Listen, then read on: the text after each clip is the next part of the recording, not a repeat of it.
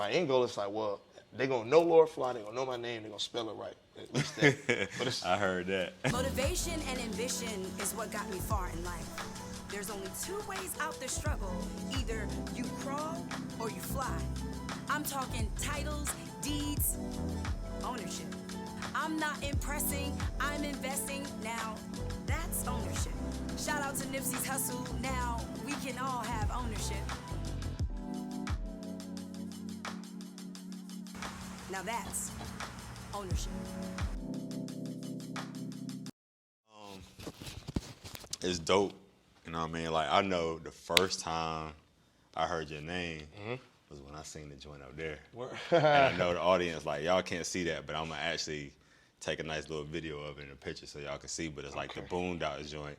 And you did that with another artist, right? Yeah, my man Well said. I gotta show love and show appreciation and respect to him, because if nothing else, he was very, not only influential in, you know, us doing it together, but just assisting me in general in graffiti and painting more, because that's not the first thing that I do, so to speak. Like, a lot of people know me from a lot of my artwork, but that's what I know you from. Yeah, that's not the main thing. That's one of the main tools, right, for sure, but that's not the main thing. But he was very influential in just showing me a lot of tools and tips on how to grow within the field, because he's been doing it like 25 years. He's from the West Coast. So, you know, like the Boondocks, Huey, Silas, him, and, you know, me, my logo, Lord Phly. But it was the collaboration based on, you know, the passing of George Floyd, unfortunately. But the city, you know, spawned a new energy in that. You know, I don't believe artwork and murals, they've been present, but sporadically. But that was a time where the city was, you know, I guess, calling us up.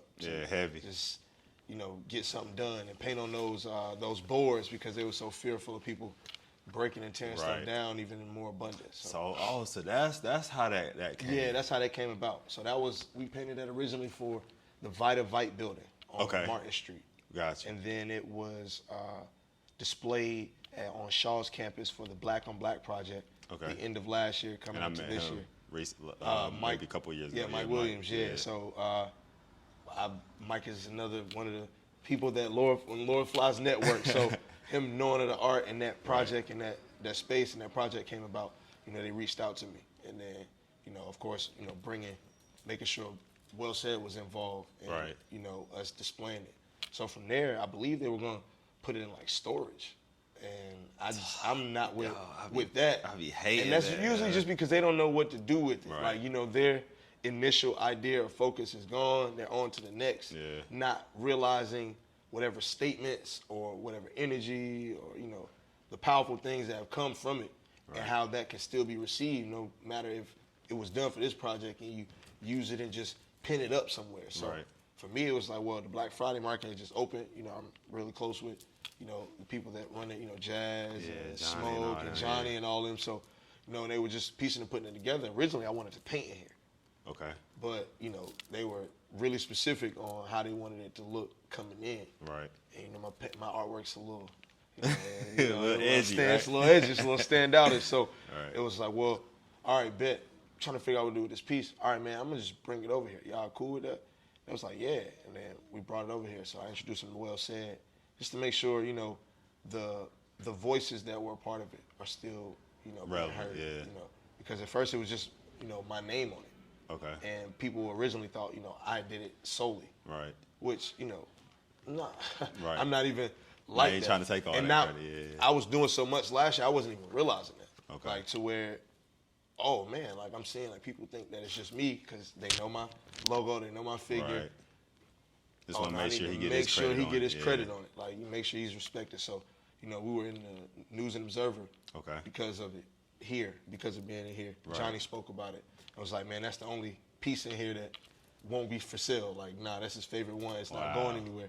But they represented Well Said and they represented me. So I was super appreciative of that. Got you. Yeah, that joint, when I seen it, I was like, yo, that joint crazy dope. And Johnny was telling me, like, yeah, it was a collab piece. Yeah, man. So he, you know, it's crazy that you say that because he made sure that he said it. And that is because, you know, I'm very much coming into awareness and in tune with how I'm viewed, the perceptions. The international man of mystery. Fly on the wall, man. You everywhere. You be doing everything. So now I'm realizing that I started having an appeal and effect that my name attached to something, you know, does something. That's of value. But just my name, like, you know, I could not be part of it, not doing anything, but if my name is on it, I'm doing something. Right. People are going to gravitate towards that because I've built a big network and, you know, I've done a lot of things in various fields and realms, yet not understanding that that could somehow overshadow or tends to overshadow at times if you're not communicating what's real about it. And I wasn't not communicating it for reasons of like keeping. It's you like just not busy. knowing You wasn't it. even thinking. No, not even that. It's just not viewing myself in that space yet. Like, oh man, I'm just Lord Phly. I'm the person. Minimizing yourself Lord a little Phly is a thing now, bro. Like, so like it's different. Yeah. It's like, oh wow. So I could say this last year I learned a lot in that space. Just taking a step back, because like you said, I was going really hard, really fast, just to make sure the impact, the influence, the motivation, the inspiration was really felt. Right. And that's why I involved myself with everything. But it's really because my business is people. Like, I really inspire, motivate, and grow people in their situations for a living. Right. It's just how I do that is artwork. How I do that is music or book, speaking, you know, whatever it is I'm called to do. If there are people involved, then, you know, I can be there and I can inspire, motivate, and grow the situation. Well, that runs me right into, you already know, like, within all of those different segments and outside of that even, like, who do you think you are? Man, it's not a thing. I'm Lord Phly. Like, I truly believe that I am a once-in-a-lifetime figure here for inspiration, motivation, and growth. I'm a messenger. Right. Message being never apologize for being dope. Dope represents self. Right. So never apologize for being who you are. But that's a process. You have to learn yourself, to know yourself, in order to be yourself. Understand time is your luxury. Own it. Don't waste it. Don't allow others to waste it for you. How was that process for you? Like, how did you learn who Lord Phly was? It's funny. I would speak about it all the time. I lived a life before I even knew what was going on. Like, flying places and going places because of people.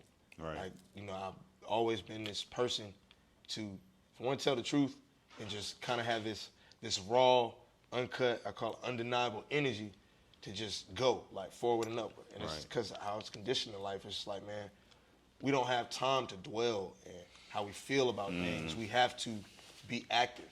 No, don't dismiss your feelings. Don't pack them away. Don't deal with them. Definitely be on top of them. But at the same time, they can't be the thing that drives you, because then you'll lose substance in your character and who you are. You'll be known as, oh, just the angry person, or this person when, no, you're a whole person. And yeah, maybe you were angry in that situation, but maybe you reacted when you didn't really think and you didn't have time to process. When you have to take that time, you don't make time. It's there. It's you utilizing it for what you need it for. So me going through this process of life where I only wanted to help people, as much as the things that people see of me now, I've been gifted in certain ways my whole life. Like, you know, I just never wanted to do anything. And not that I didn't want to do anything with it.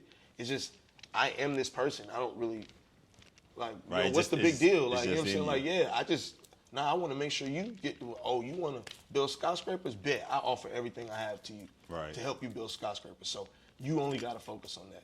And I would do it almost unknowingly and subconsciously. Of course, it started with the people that are around me. Yeah. But how I grew up, I've always been connected to many generations. Like, I could always speak the languages of many generations. Even as a child, like as a little kid, I could talk to older people.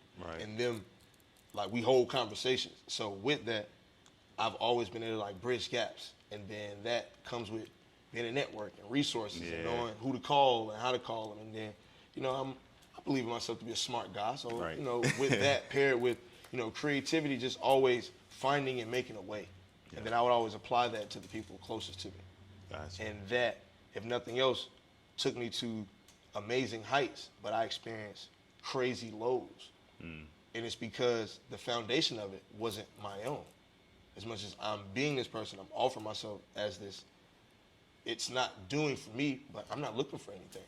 And that's why nothing's coming from it but the impact, the influence. But those aren't tangible things until you make it there. Yes, the people you do it with or that are inspired or motivated take something from it that is immeasurable, that, you know, you can't quantify, but at the same time, they have no need to tell anyone if you're not asking them to. You If ain't you're asking not, to. you know, if you just did it for them, of course, I would keep that to myself. Right. And I was very much that way while doing all of these things, but then trying to figure out my own life over here. So it was like living two lives almost. Right. Like I'm all over the country, and then I'm coming back to Raleigh trying to figure out where I'm living and where I'm doing this. So where was the shift? Because you said the foundation. 23 years old. 23 years old, I hit rock bottom. While I have my own apartment where other people live with me. Yeah, I'm traveling back and forth, you know, to, well, at this time, Maryland, because of, you know, I would say I was, now 2020 hindsight, I would say I was life coaching. I was very much a life coach to guys from the area transitioning from high school to college to pros. And it's just because I always ensured truth. I always ensured the focus was them so they could understand what was going on around them, because a lot of people around here ascended to those heights fast, especially in the basketball realm. Yeah. So that's what kind of took me all over the place, because I'm connected to all these guys, and they won't move without not my say-so or anything, but just us having a conversation, or, you know, we got to power out. We got to do this thing. They just know I have insight, or I'm going to make sure I give it to them real. Right. And then it became, well, I mean, you need to be in the room. And then I'm in the room. And then if I'm in the room, like, my energy is just, you know, something you got to deal with. Yeah. And hitting rock bottom and really experiencing what that's like. But then waking up one day looking in the mirror and I didn't see who I saw yesterday. Same look, like I looked like the same. I didn't see the same person. I didn't know who it was, but the only thing that I could was in my mind was create and inspire. And that foundation led us here today. Like, it was understanding, like, oh, well, who am I? Right. Lord stands for master, ruler, someone who possesses power, knowledge, influence, and authority. And Phly, how it's spelled, P-H-L-Y, when I was 19 years old, I got a tattoo, but I started a clothing line, so to speak, that, you know, I would say I took over the city in influence and impact, not product. Right. Like, people probably still want a shirt today. Right. But this Phly, and just because of how I talk, and how I, you know, all the people I know, and then, you know, this is when Twitter was really heavy, so I'm just, every day, I'm just making up new quotes with the thing, and just making sure I'm touching them, making sure people know about this thing. And that was all I could, like, think about. So it's like, all right, Lord Phly. Right. Stuck with that. And it's like, man, what I want to do, though, that's like, man, I just want to help people. Well, how do I do that? Most people to help people, it's like a message. Well, what's my message going to be? Right. And I saw never apologize for being dope. It was like a meme or something, like, but spelled out. It's like, never apologize for being dope. That's cool. Like, nah, dope. And dope is a word I use. It's a verb, it's a noun, it's an adjective, it's everything for me. So it's like, dope, that's me. Like, never apologize for being dope. Dope is you, dope is so, dope is you. And I just kept playing with that concept, and I have a thing with acronyms. I have a thing with meaning, and then double entendres, and looking at a thing with a meaning something totally different. Right. So with that, so I made the acronym NAFB dope. NAFB dope. And then, you know, I believe I have the gift of gab, so I was just able to flow it to where it just sounded like something. And then I took and off. So NAFB dope. Never apologize for being dope. Yep.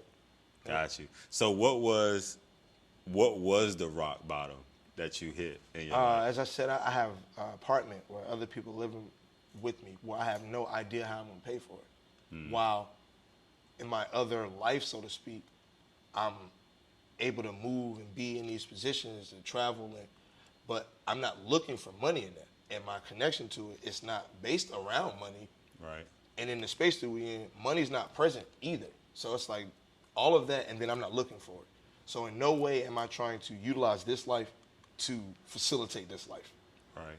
So of course it's split because I'm splitting it. But in this other life, I have no real focus or prospect of how I'm going to attain things, because my focus is really over here. Right. And it's so sporadic and spontaneous as far as how that life goes, especially my business in it being people at that point without me even knowing it. People. It's, people are people. Yeah. And they're going to people every day. Every day. Every day they're going to people. And that's my business. So that's what I'm having to deal with. How are you really able to have a job, get a job? Right. But at the same time, in this other life, why don't you have a job? Why ain't you, you know what I'm saying? Like, you see what I'm saying? Like, it's like dealing with that every day, Right. but with the people around you. And that's what's like rock bottom, because the perceptions, the look, the optics of everything at you is of a way of almost disappointment or disdain or despise. I hate to keep being on the D's, but it's because of you've put yourself in a position where you're a catalyst for responsibility. Wherever there's somewhere to be responsible, you are going to be responsible for everyone and everyone's thing. But you're not marketing this. That's not your job. Right. You're just literally doing this Because that's what you. because this is what's just who inside you of are. But you've given no framework for this being who you are. You're just doing it. So the narratives of it are distorted. Just because you know this thing happened doesn't mean that's the story that gets out of the car. Right. 4 people in the car, one person tells a story. 3 people are going to have a different story when y'all get out of the car. Yep. That's just how the world works.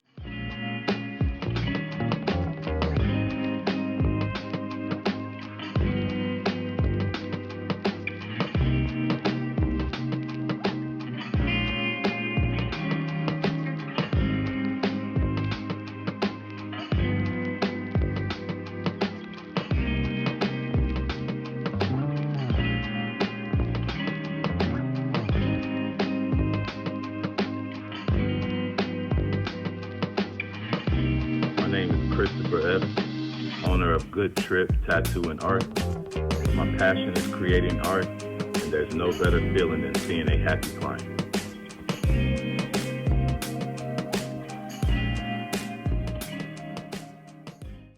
So it's up to someone to ensure a narrative or ensure these things happen, ensure this thing is said, or ensure because this product was created, the influence, the impact, or the resource, whatever it is that helped to do it are actually communicated. Right. When at that point in life, that was not my focus. All I cared about was being me, and if nothing else, in my own way, growing and learning just about life, the work, like how things work, because I'm involved in so many situations. I'm involved with so many people.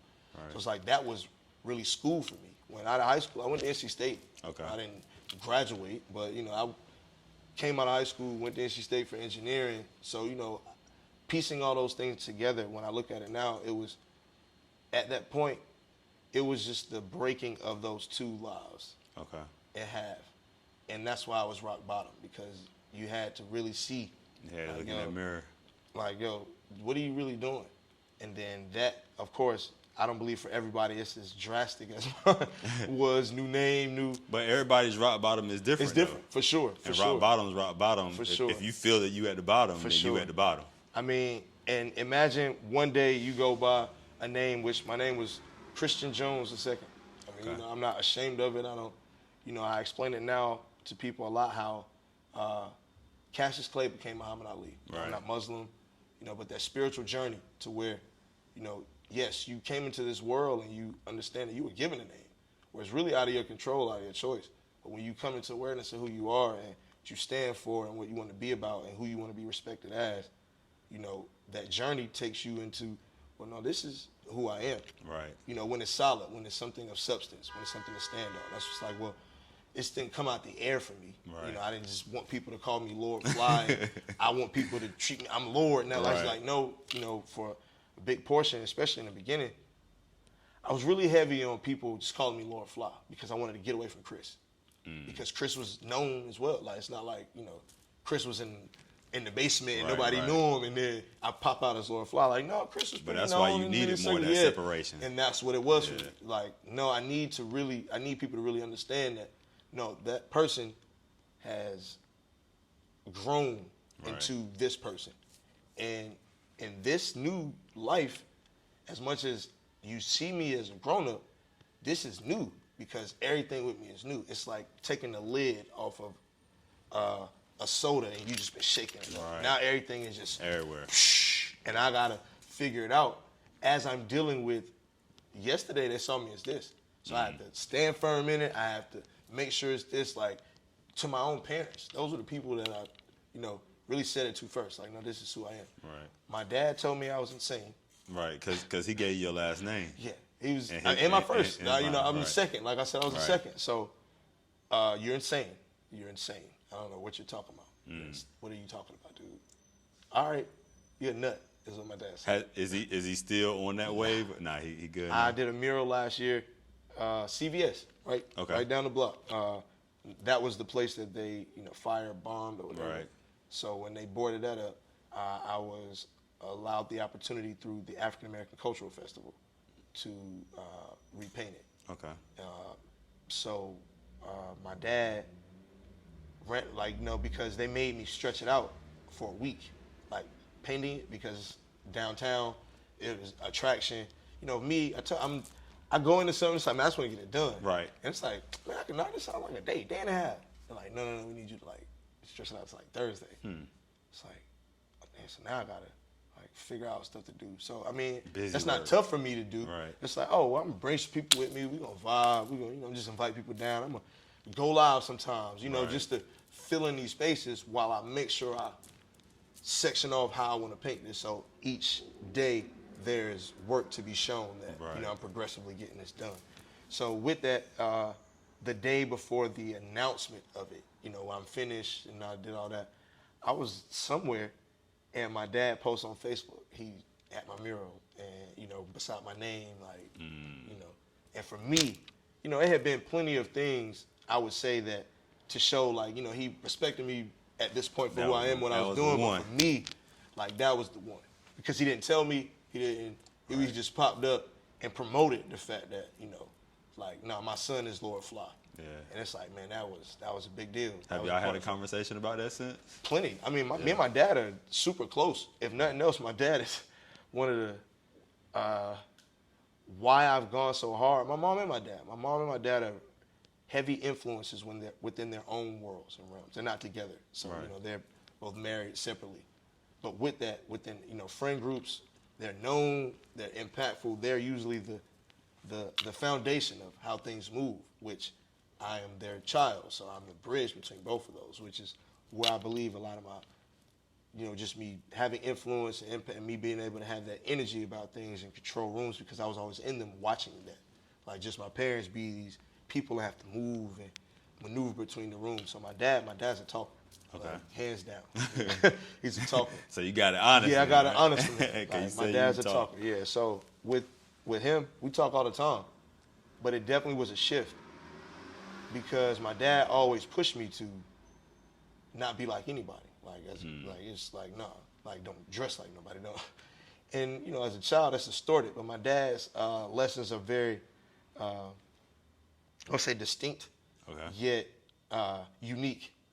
It may be a music line or something. Right. But it'll just be that. It's no context. It's like, oh. Like, here you go, Yeah. chew on it. Yeah. Hoes that get you clapped from close feet. It's just like you got to know that that's Jay-Z. Right. But at the same time, you have to know what that means. Yeah. But you're 7. You don't know what that means. Right. So now, Yeah, I'm a live grown some. man, and I've adopted these things. This is the way that I move. So, of course, my dad has always been my gauge for my outside, because early on, I wasn't allowed to look at outside as the way to be. For me, it was him, the people around me, Right. and then creating my own way, to where the people around me, they were so distinct in their character. There was no way I could be like them, Right. or it would be seen being like them. Kind of like rap in the 90s. You couldn't couldn't bite a style or at all. Because And Method Man was Method Man. yeah, and that's how I grew up in that surrounding, because a lot of my dad was young. My dad and mom were young when they had me. Okay. I had a lot of cousins, my dad's cousins, they were all in that age group. So the 90s, that's when they was. Yeah. But I was a little kid, but that's what shaped me. So, fast forward to now, I still use my dad as that gauge. But then it became a point where, my dad really did see me as one of those, nah, man, you Lord Phly. Now, I'm still Christian. I'm still his son. Right. And that was one thing that was important to me. No, this doesn't change who I am to you. I just need you to know that this is who I want to gain respect as outside. This is who I'm going to be outside. So when you hear it, don't be shocked. Yeah. Or make sure you telling people that's what it is. Although you know me and I'm your son, that'll never change. I'm always be the second. I'm always be, all the endless names I've been given throughout my family. How long did it take for him to shift his mindset, for him to get to that My point? dad, I don't believe it was long. I believe it was long. It took a while for me to pay attention to it. It took a while for me to pay attention to it. I don't believe it was long for him at all. He saw early on, because, like I said, I was always willing to go outside and prove it and show it. Like, oh, what? Like, and that's what he I'm taught not you doing to do. it. Yeah, like, oh, I'm not doing what? Bet.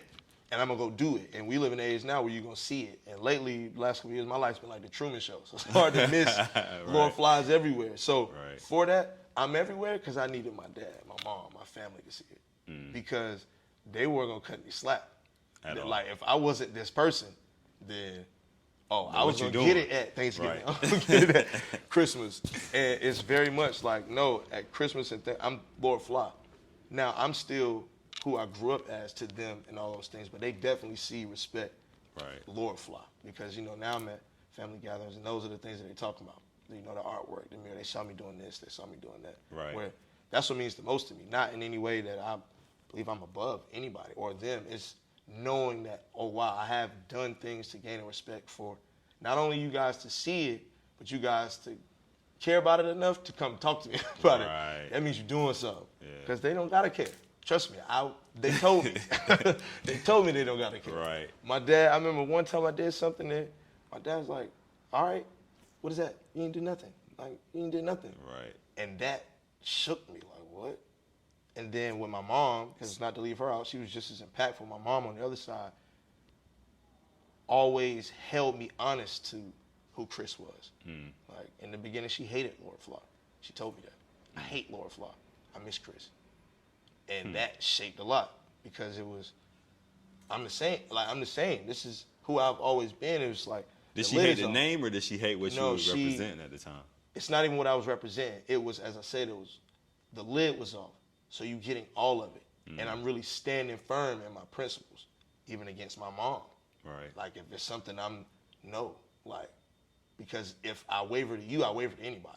That's how they taught me. Like, so as much as she's saying that, it's because it's not what she's known. This ain't my son. Like, this guy here, look, he gotta be different, because that ain't who I know. And I know him, but nah, I hate him. Whoever that guy is, I hate him. That was in the beginning. Now, it's very much different. But as I said, those things shaped me, because I had to understand how I was coming across to people. Like, how I was coming across to the people that I care the most about, who mean the most to me. I came in here with Chelsea Nani. That's my lady. She's been involved and connected to me for a decade now. But not in the aspect of her being my lady. That's more so a new thing. She was always someone that was influential in seeing me, even when I didn't, and making sure that she held me honest to it. Like, what are you doing? Why are you doing this? Even if everybody else is saying, like, oh, no, why are you doing this? Because that ain't even you for real. And it's not like I would do anything out of character. It's just, I know you well enough to know you don't even really like how people are praising this. It's like, oh, that shaped a lot. And then her being a wizard and genius in production in all aspects, she helped me to take me and make sure that I was authentically and genuinely seen in the pockets and spaces I needed to be, like a show. Me recording and showing all the things that I'm doing, because a lot of it early on was I'm having to tell the story. It's like, like, other people are involved. I don't know why they're not saying it too. It's like, I'm not requiring them to. So it's like, well, I'm gonna show out. I'm make sure there's no question. I just be able to show a video, a picture, like, you be able to know. And as I said, a lot of those things, my mindset going into them was not for more than half of the things that came back. It was probably for a singular thing. I was doing it for this thing, and all of this came about. And then the process was understanding how this thing could create all of these things, and you still be the person that people see for it. It's like people actually saying, you're everywhere. People saying back to me, you're the international man of mystery. Who have you ever been called other than Austin Powers? Nobody. I said that because what I do, my name is Lord Phly. Lordphly. I spread a message of self-awareness and positivity. That message being never apologize for being dope. Dope being self, self being you. That's who I am. That's what I do. Right. Yet, I would be painting a mural and someone would, who are you? What do you do? And I would say exactly that. And they'll say, what you painting though? I said, well, either you already had a belief of who I was and it didn't matter what I said, or it doesn't really matter what I say because you're going to take what you want. And in doing that in various places and fields and with various people, like I said, been involved in everything with people. People continue to ask me what I did, although I'm telling them.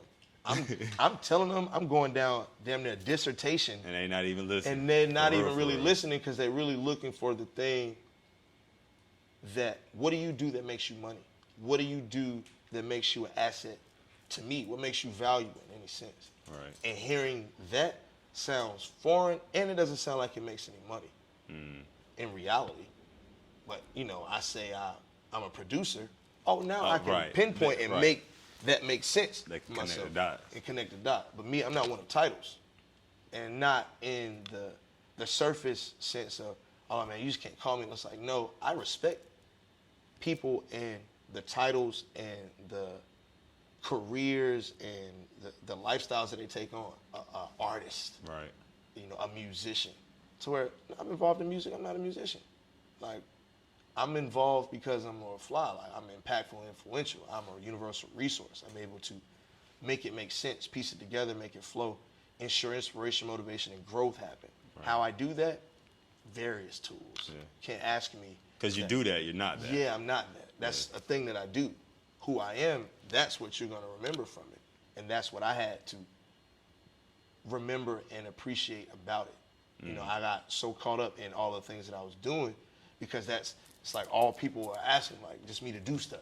Right. When my end goal is like, well, they're going to know Lord Phly, they're going to know my name, they're going to spell it right. At least that. But I heard that. it had to be more than that. So that's why I say International Man of Mystery came about, because I just got tired of people asking me what I did after I believed that I just told them. So I mean, I'm an International Man of Mystery. Right. Then I adopted Inspirational Rock Star. It's just creating these terms that make sense for people. It's like, even if it didn't make sense yesterday, I'm going to make it make sense to me. So I give people some context in some way to respect, appreciate, and understand who I am and what I do. Because in tune with me, they will get it. Right. Just hearing about me or seeing me, no. But they'll take that. Oh, that International Man of Mystery, what's that? I'm always wanting to create a question because I have an answer.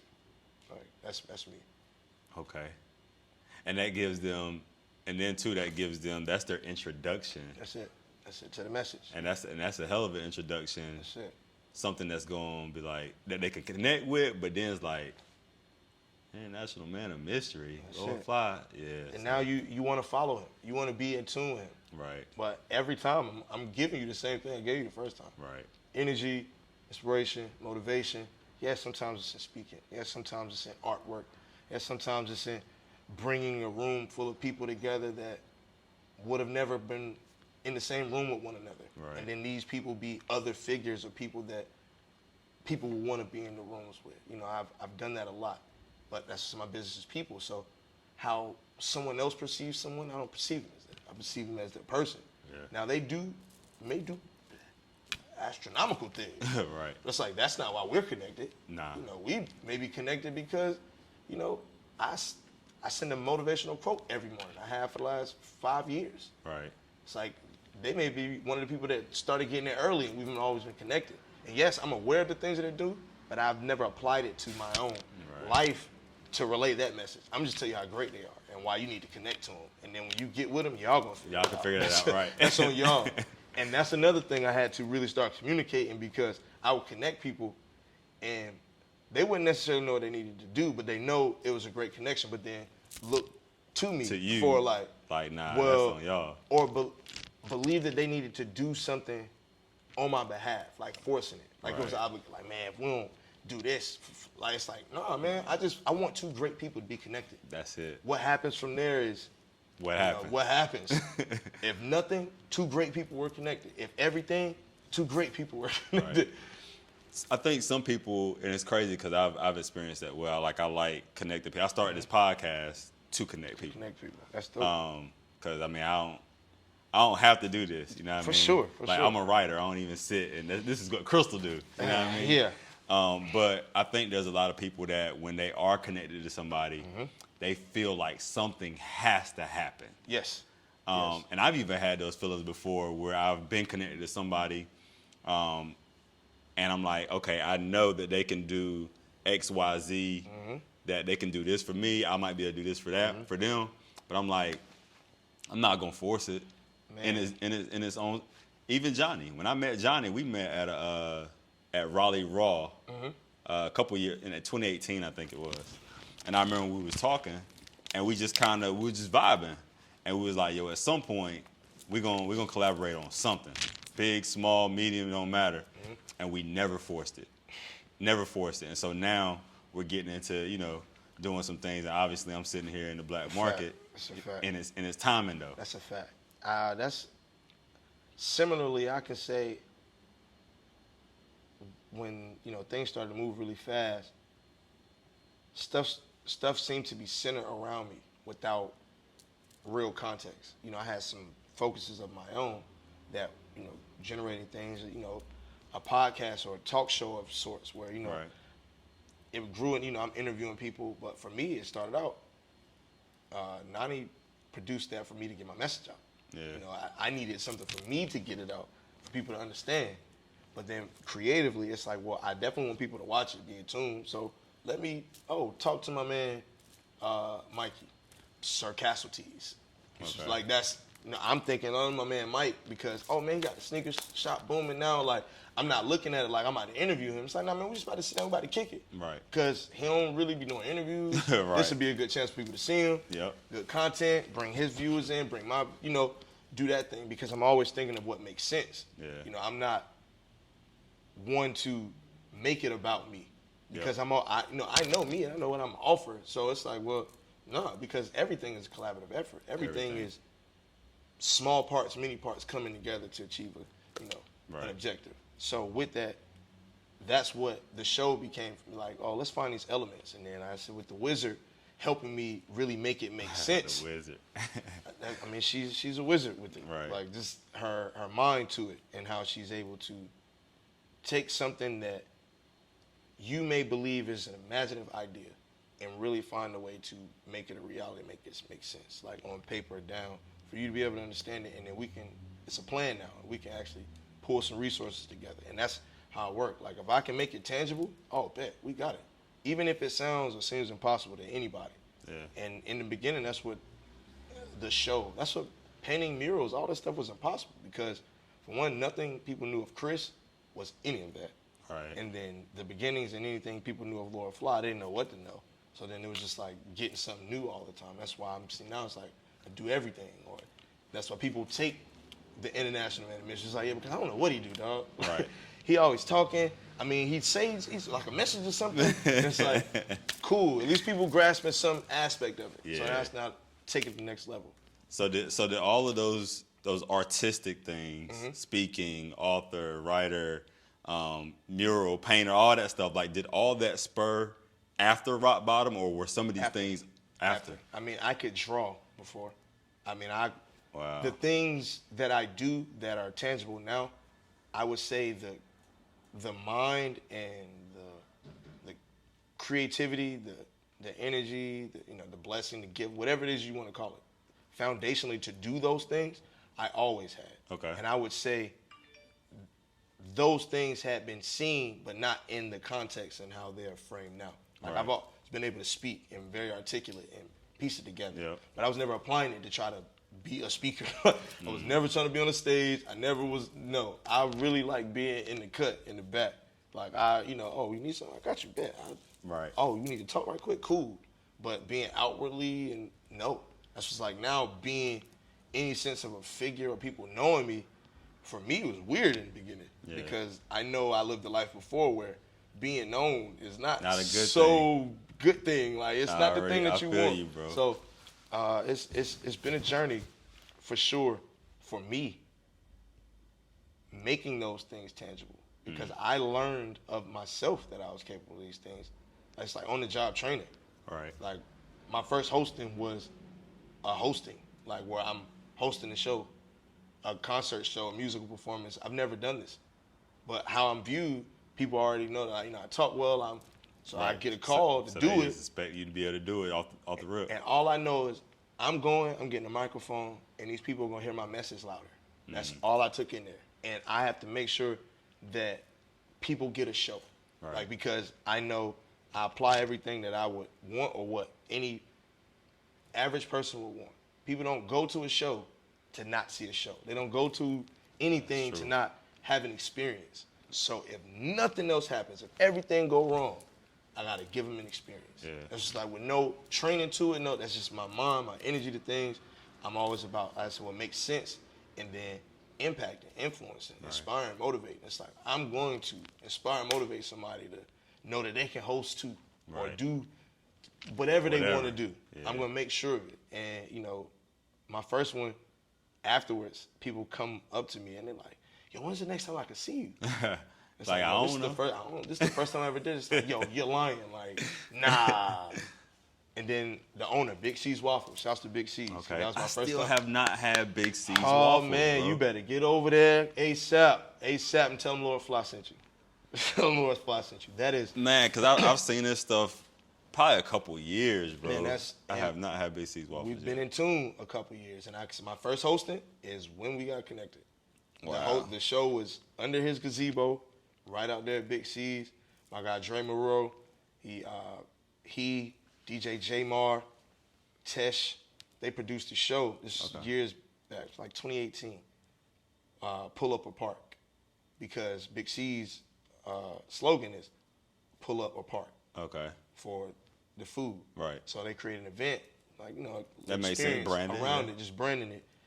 And that's how I got connected. I knew and know them behind the scenes, but they, created a page for it, put a flyer up. I saw the flyer and saw it didn't have a host. And in my mind, I'm just like, I need more people to know my message. I need to get a mic. I need to do something. Oh, they don't know. I just comment host, and Dre called me.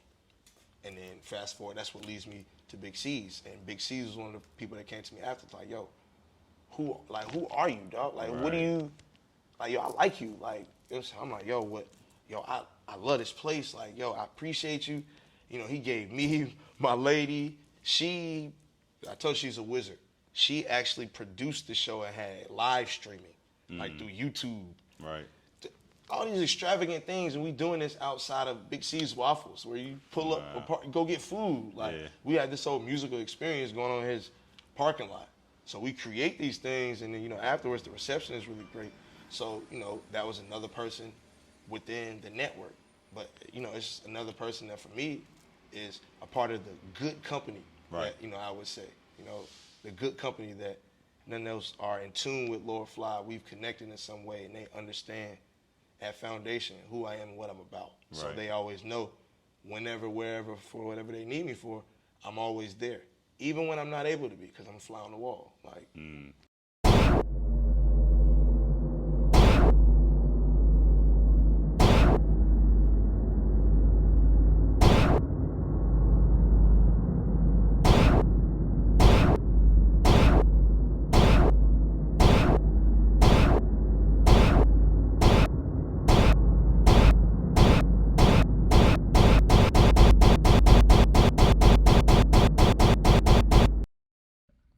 SP the writer. Who have you connected with during that, after the transition? Who have you connected with that's been most influential for you? Or one of the most influential, so nobody don't get feel shaded. Honestly, in this moment, I have to say my man Rome Jeter.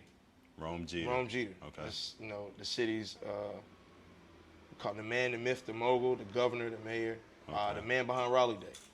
Gotcha. We've known each other. I mean, we're kids from the city, so we've known each other for forever. But in the last few years, we connected a lot behind the scenes, as far as I believe he saw that he's known me and knows like what I'm about. Right. But him being the figure he is, for his music, doing the things that he's done. He saw that I didn't really see that I was becoming a figure. I'm just doing these things. So it started with a lot of conversations. Okay. And then, you know, for me, I'm going to always offer myself to whatever. It's, oh, bro, what you got? I got you. You know. And then it becomes a Raleigh day.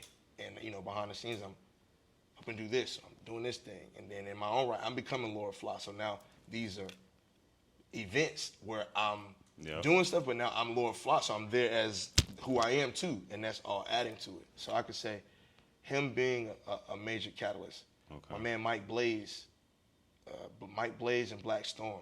Okay. Black Storm is the owner of the Lab Studios, the Lab, Arcade of Thrones. They're connected in unison. No, Arcade of Thrones. And then he's management, Monty Michi. Okay. Music artist out here, Monty Michi, #Zay. And then Mike Blaze, so man, Cutting Edge Studios. Okay. They've been influential with just advisement. Just, as I said, a lot of the people and figures, I'm thinking of it because I want to make sure I name them correct. Right. Shaba Parker, Shaba Wilson, Miss We Do This, very influential. Just these people have been advisors to me in the sense of understanding who and what I'm about. Our connection genuinely and truly being a spiritual one in a sense to where, no, they really see who Lord Phly is. And no, I really spread the message. I don't have to explain it to them. Yeah. Yet they also understand in this time how those things can be applied, but how to relay those messages to me for it to make sense. Because that's probably one of the biggest things. I can motivate, inspire anybody, but you're not going to make me move if I don't want to. Right. You're not going to you can't make me do it. It's going to turn off because it's a genuine thing. It's an organic thing. It's not for money. It's not, and even me being paid to do a thing, I'm paid to do this thing, not everything, not whatever you believe, not whatever you perceive to me, any of those things. And I had to come into awareness and in tune with that, and that's what I can say they were most influential with. Yes, you know, plenty of times we've connected and, you know, done outward things where people would see us collaborating, but the realities are behind the scenes they've been influential in conversation with offering me the context that I need to actually apply and understand it in real time. Like, no, bro, this is where you at. What are you doing?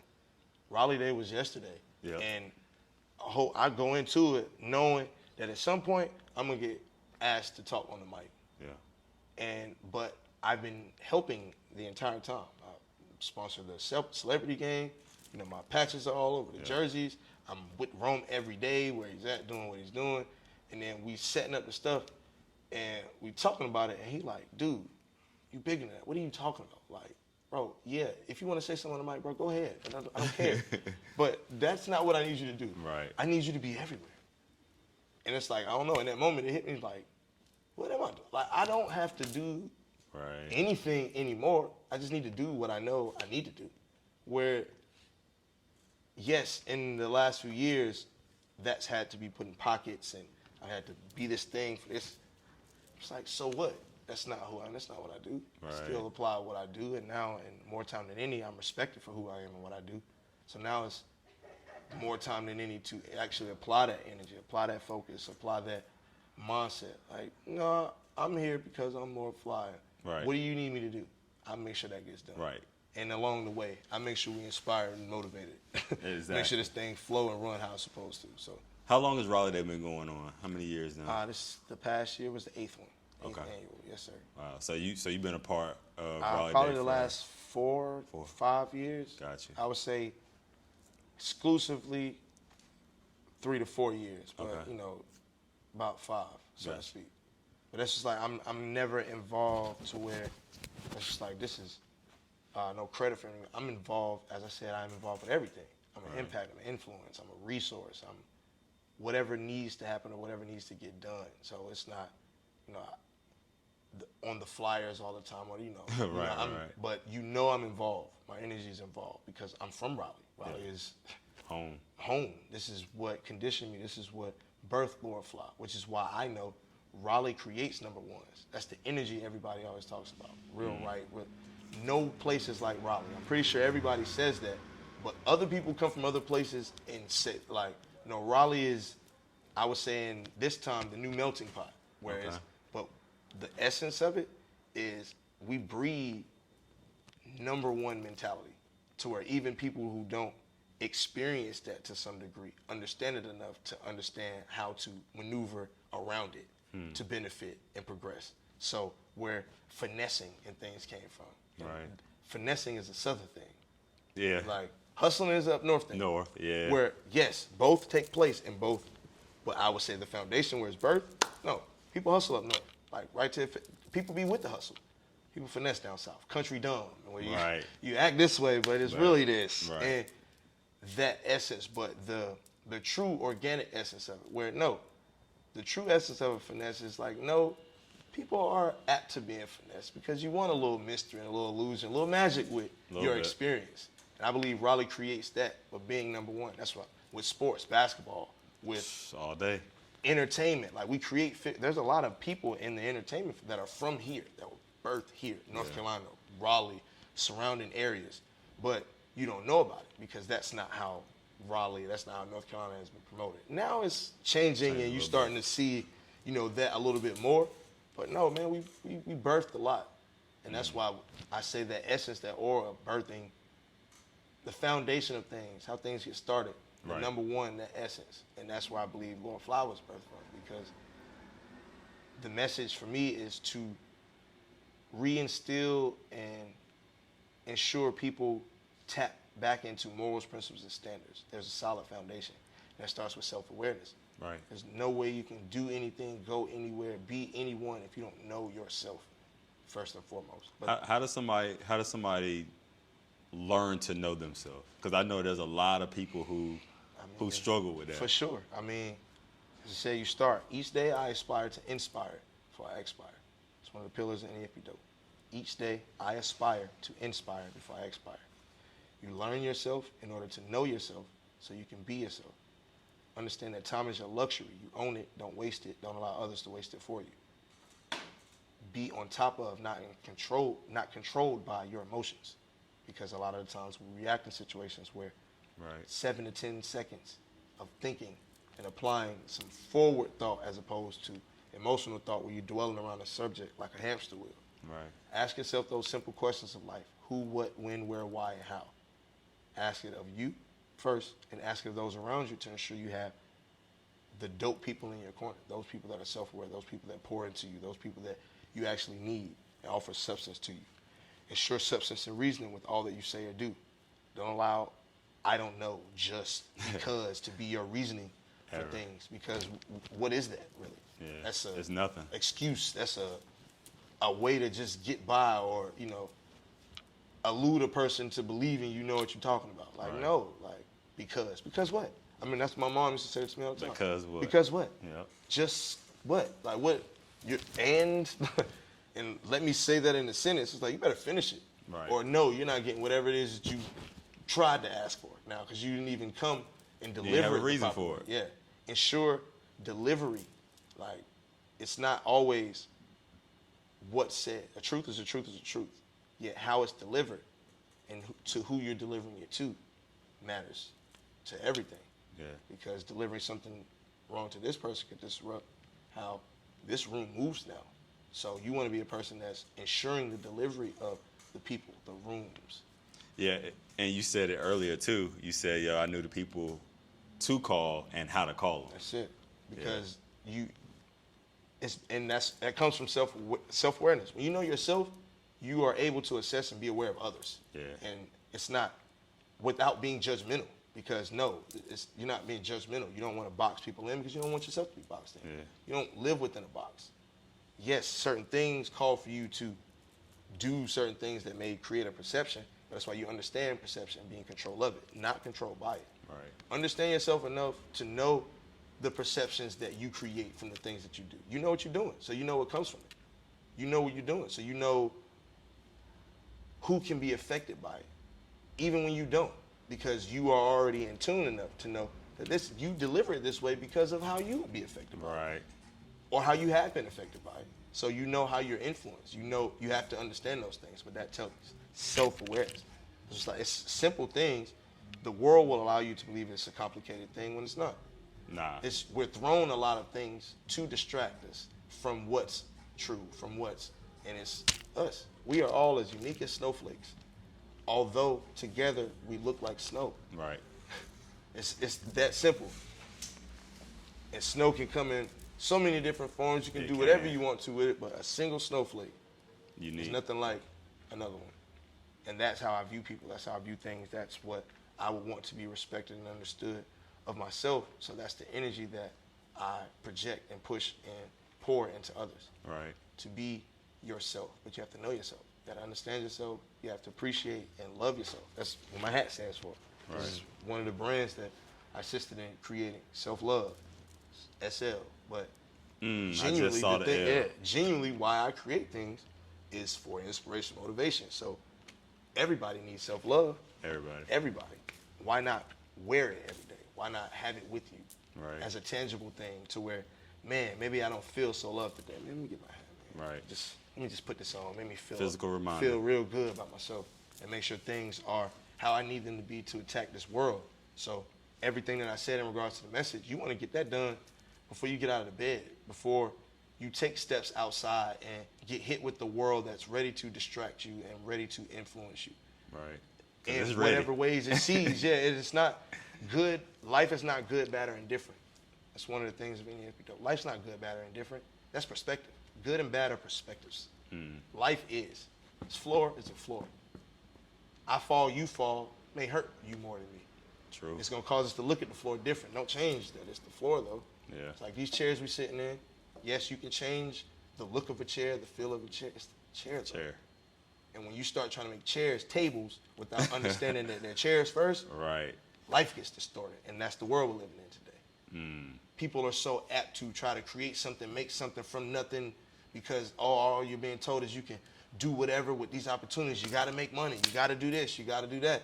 People willing to change stuff into whatever just to be seen, be noticed, be paid attention to without having any foundational understanding of what it is. And that's because they don't know who they are. Right. Why would you care what something is if you don't know who you are? I'm only caring about what I can utilize it for, which is why you only going to be cared about for what you can be utilized for. Right. It's a simple thing. Life is simple when you keep it simple. It only gets complicated when you complicate it. I agree. I want to ask you about, and forgive my ignorance if I use the wrong term, but your staff. You got it right. Staff is absolutely correct. Most people say stick or cane, or so you said it right. Your staff, I've seen it a couple times, but I've never seen it this close up. This close. This is Lordy, man. This is Lordy, and yes, I call him Lordy. He is a figure as much as I am one. Lordy was given to me under the basis of all that I've shared with you on this camera, like who I am. I met a man. He was 6'5", Native American man. I never forget him, with a long gray braid. He was at the state fairgrounds, flea market. Yeah. And I was in search of a staff, not to carry it every day. Just my journey, something was called, like it was in my dreams, like I needed a staff. Like it was just, but like I said, I had no intention of having it with me all the time. It's like, I know I need to get one. I have a cousin that collects them. He was married to a woman from the islands. Okay. So, he grew a fondness for them. And I believe, subconsciously as younger, that's where, I even knew to call it a staff and all those things. Right. Like any other person without any context to it, I probably would call it a stick. Right. But I knew as a staff, I knew what it was. I knew the context and that they were, carved for specific reasons. You needed to understand that. So I would always ask him for when he wouldn't give me one in this particular day. He like, man, just go to the fairgrounds, man. Somebody always selling one. Me and Nani went to the fairgrounds. I told you, she was always with me. So just always willing to back me. And I can say what seemed like an imaginary world that I was living in my head in the beginning. Right. And now it's, all of this. But we go to the fairgrounds, and I see this staff, and it's laying amongst a bunch of other stuff, like just laying there, like this, on like a table. Right. And I see it, and I get it, and I don't know if the camera can see me, like I got it, and I stood up, and I stand like this all the time now. But that was how I stood. Right. And then I just, it's like, man, nah, this is me. Like, I gotta go, but he wasn't there. I didn't know where he was, so I stood there. We stood there for about 20 minutes. Oh, wow. And then he came back and was like, man, you want that? I was like, no, this is already mine. Just tell me how much you want. And he said, man, I can't sell it to you. I said, whoa, what you mean? Like, this is coming with me. Just tell me your price. I know I didn't even have it. That's like, honestly, he could have said $100, right. and I would have been like, I'm about to go do something right quick. I'll be right back. Right. Or come with me, because I'm not leaving this here. Like, no. And he was like, man, why are you so? And I went into it. Like, man, I'm Lord Phly. I spread a message of self-awareness and positivity. Message being never apologize for being dope. You stay out of spot. Like, I gave him the whole shebang. Right. Like, he was like, wow. Like, he was like, man, well, you know, this belongs to my best friend. And he passed away. He was a minister. And it was carved for him in Africa. He traveled the world and he spoke. Wow. And I said, dog, all you doing is ensuring that I need it now. Right. So he was like, man, something's telling me I need to, because I can't sell it to you, though. He was like, because, you know, I can't sell it to you, but something is telling me I need to give it to you. Something is telling me I need to give it to you. He was like, so look, I'll tell you this. He was like, you got a pretty lady right there. Tell her to find something out here that she likes. And, you know, whatever it is, you know, it'll just be $40. And, you know, the staff is yours. Just, you know, just get something else, and I'm going to give you the staff. Right. So we went to the ATM, got that $40. She got this nice book. It was like gold pages. And It was something super dope. I think it's something else, too. But I walked for that staff. But I told him, I said, man, like, well, if I ever see you again, I'm going to see you again. I have it with me. I said, I carry it every day till I see you. Right. I've carried it every day for the last 4 years. Like, it's much a part of me as my arm. and I'm wondering, why did he even have it out there if it wasn't for sale? The same thing I wondered. I just wasn't going to let him not give it, let me leave with it that day. Because how you just had that same, like, well, for one, he started with, like, you want that. So it's like, well, right. You already play games with me, bro? Like, what are you doing? Like, what? Hey, man, that's... Because it would have made sense if he did that and then try to jack the price up, you know what I mean? But the fact that he was like, nah, I don't even really want to charge you for it, and technically didn't charge you for it. And that's what, like, man, everything I am is a purpose. It's just like, man, it's only one me, because I'm only here to do what I do. Right. Michael Jordan was here to play basketball. You know, Tom Brady was here to play football. Tiger Woods to play golf. Right. Malcolm X was here to do what he did. Martin Luther King. All these figures were here to do what they did. I'm here to do what I do. So with the staff, I know you said they're carved and they're made for certain things typically. So because the only staff I ever heard of was Moses' staff. You know what I mean? Growing up in the church in the South. So what normally makes a person say, I need or want to go get a staff? Is it kind of tattoo-ish in a way? I would believe so. Yeah, in my journey, especially me having one, and then now it becoming so much a part of me. So, you know, now it's how I remember how people. Yeah. The guy with the staff, the stick, the thing. You know him. I haven't met many people that have theirs all the time.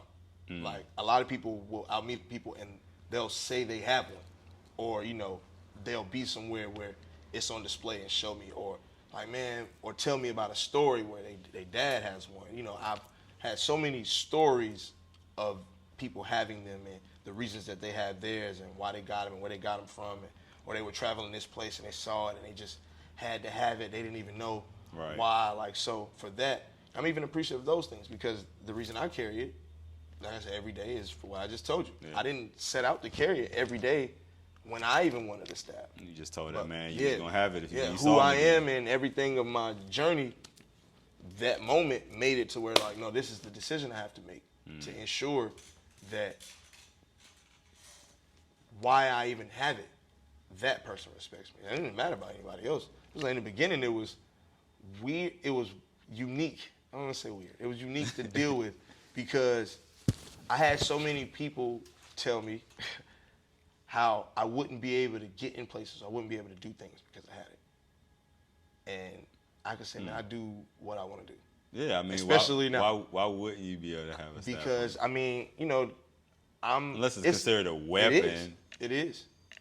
I mean, in most, I mean, dude, this is probably what, about 4 feet, 4 feet. Right. Solid wood.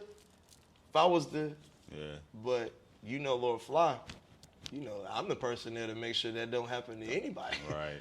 And me having it, that means it's real. No one can show up and act and fake and be like me, because for one, for me to even carry it in the rooms and the spaces that I do, you got to be pretty solid within yourself. Right. Because the attention that it draws. Yeah, it's out of the norm. It's, you know, I know, when I first saw you, I was looking for you to be limping. And most people have Right. expected that, you know. I was like, he ain't limping though. Nah. You know, and I pray never to. Right. You know, well, yeah, let's, you know, but, the reality is, no, this is every bit of, and speaks to who Lord Phly is. I'm a messenger. There's nobody like me. There was nobody like Moses. Right. People know his staff because of the stories and the narratives behind him having it and it being with him. But I don't doubt that somebody else in the Bible or had a staff, you know what I'm saying? But they didn't make their journey as dope as Moses with his and the stuff he did with it. Right. To where it was so much a part of him, they were in unison. Same with me. You know, to be at times for people, you know, that's, like you said, the only comparison that people have. Yeah. But imagine that's a spiritual figure within the religious world. Right. So in no way would I want to be truly compared to that, even, you know, unknowingly or, you know, without being solid within myself. Yeah. It's just like, no, I'm not trying to be Moses. Right. I mean, Moses was, you know, a prophet, a messenger. He was what he was within the context of the world that he was placed in to be that. This is me and, you know, how I do it. So, don't look for me to be moving like how Moses was moving. Right. Partner Red Sea. You know what I'm saying? Like, yeah, those not the joints I was sent here to do. Right. No. And for, you know, a lot of the times I can say that, you know, I'm a spiritual person, spiritual figure. Right. To where I'm not here to place any even spirituality on any spirituality, religious beliefs, anything. You believe in whatever you want to believe. But whatever you want to believe, it's going to take a lot of those foundational morals, principles, and standards to believe. Yeah. And it's going to take self-awareness in order to get there. And that's what I'm here to do. That's Ensure that you're able to get there. Ensure that you got the tools you need for it to happen. I'm not here to make the decisions for you. For one, because there's no one that on this earth that can make them for me. So why would I put myself in a position to do that for you? Right. Help you along the way, offer you context, advice, whenever, wherever, for whatever. Whatever you need, I got you. I'm just not going to do it for you. Because then it's me. Right. Not them. And then if it's me, it's Lord Phly. You might not want that. We'll come with that. Yeah. So no, let's make it you and ensure that it's the greatest thing that you want it to be. And it's all that, and you are all that you were destined to be and set out to be. Just as I am. Like a snowflake. Aside from your self-awareness, what else, from a mental standpoint, do you own that could parallel to your staff in the physical realm? It's a good question. In the physical realm, I would say my hands. Like, my hands are, man.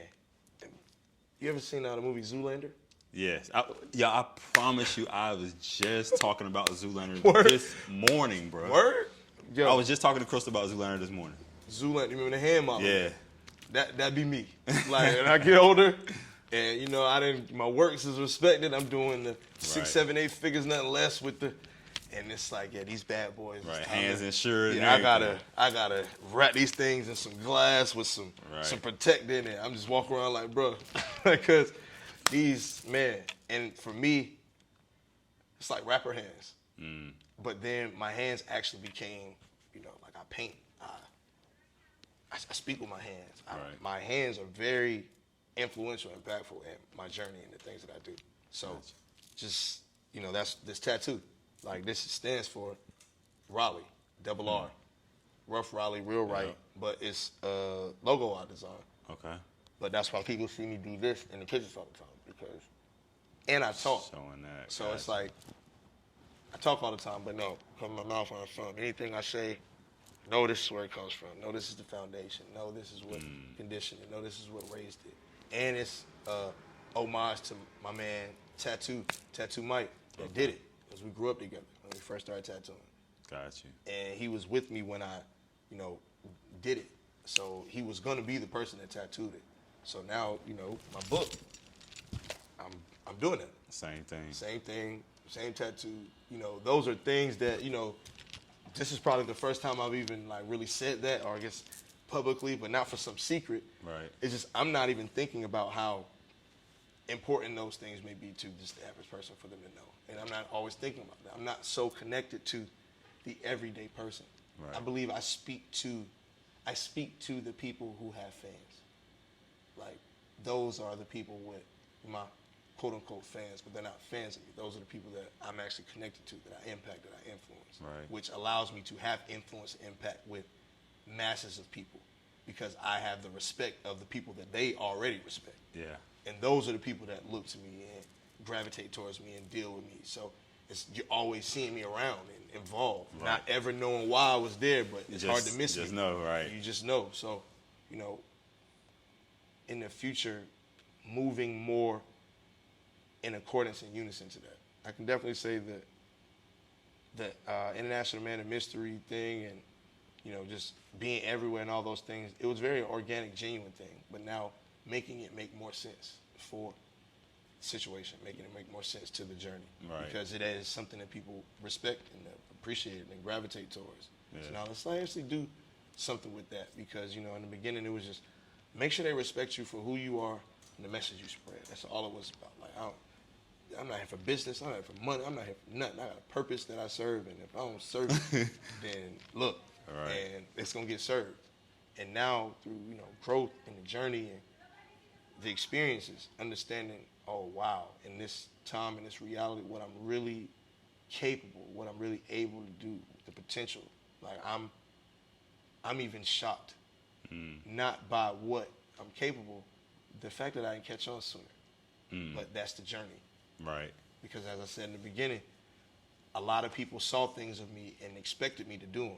But I was always like, no, I'm good. Like, so, Yeah. like I'm saying, like, it was like that until it's like, this is what they meant.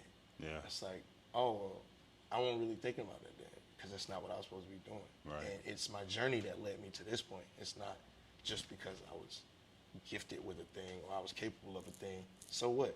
People are capable of things that they never utilize or never try, never do. So who's to say, the potential was Right. ever going to manifest? It took me really zeroing in and understanding it. Intentionality. And then opening my mind and, third eye, or whatever, just being enlightened to what my purpose actually is. When I came into this world looking for it, I was 11, 12 years old trying to figure out my purpose. Seriously. Like, I wanted to that's do crazy. something that nobody had ever done. I didn't want to be a thing. 11 or 12? Was that your parents? No, that was me. The only reason I went to NC State is because of my dad. I could have went to any school in the country. I graduated high school with a 4.7 GPA. Yeah, I never even aspired to a I didn't either, 4.7. bro. I could tell you it didn't happen by accident, but it didn't That's happen. crazy. It didn't happen so much for me giving so much effort to it. No, like naturally, for one, school is step and repeat. Yeah. You listen, you regurgitate it either in a That's worksheet it. or on a test. It's like, so with that, I'm a talker, but I'm a listener. Like, I'm comprehension and then visual. Right. I'm very visual with things. So that was easy. That was a breeze. And then I had impossible standards at home. Like, I wasn't able to be, average by any means when the reality of it is that was because of how I was already viewed. Not because that was really the standard around me.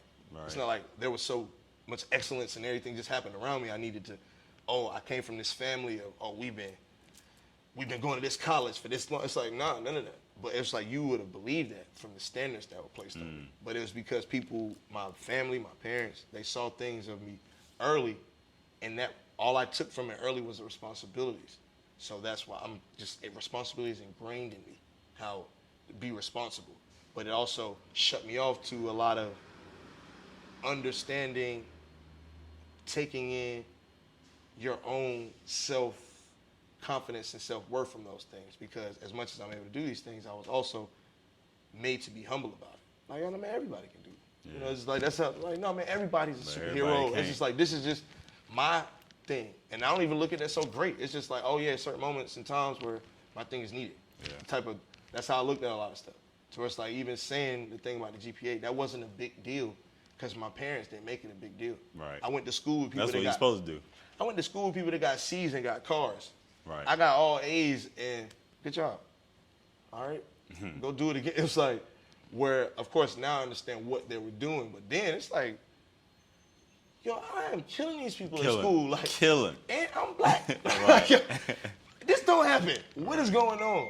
But that's, you know, the reality of it. That's why I say it conditioned me now to where I'm not looking for accolades. I'm not looking for these things. While I understand now they are needed in certain regards for the respect and understanding of things. People do have to know what it is. They have to know what happened. They have to know how to really understand whatever it is that you are working to get them to understand. Right. If you're not communicating, if you're not doing your due diligence, if you're not staying disciplined within the things that you've created perceptions on behalf of, then yeah, it will be distorted.